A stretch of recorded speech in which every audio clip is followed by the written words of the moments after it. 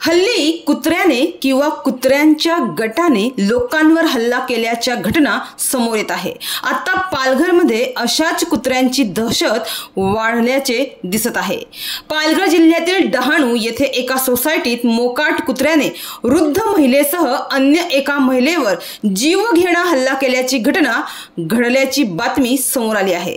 याबाबतचा एक धक्कादायक व्हिडिओ समोर आलाय। माहितीनुसार डहाणूतील रामवाडी ताजी नगरमध्ये एका कुत्र्याने अचानक महिलांच्या अंगावर झडप घातली। सीसीटीव्हीत कैद झालेल्या या भीषण घटनेत दिसत आहे की कुत्रा आधी एका महिलेला चावण्याचा प्रयत्न करतो, ती महिला कशीबशी स्वतःची सुटका करून घेते।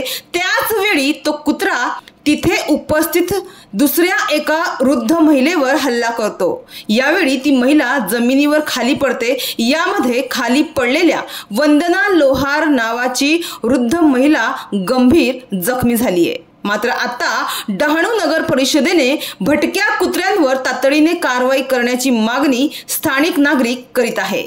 तर 2 दिवसांपूर्वी डहाणूतील रामवाडी ताजी नगरमध्ये वृद्ध महिलेसह अन्य एका महिलेवर कुत्र्याने जीवघेणा हल्ला केल्याची घटना घडली। यामुळे नागरिकांमध्ये भीतीचं वातावरण आहे।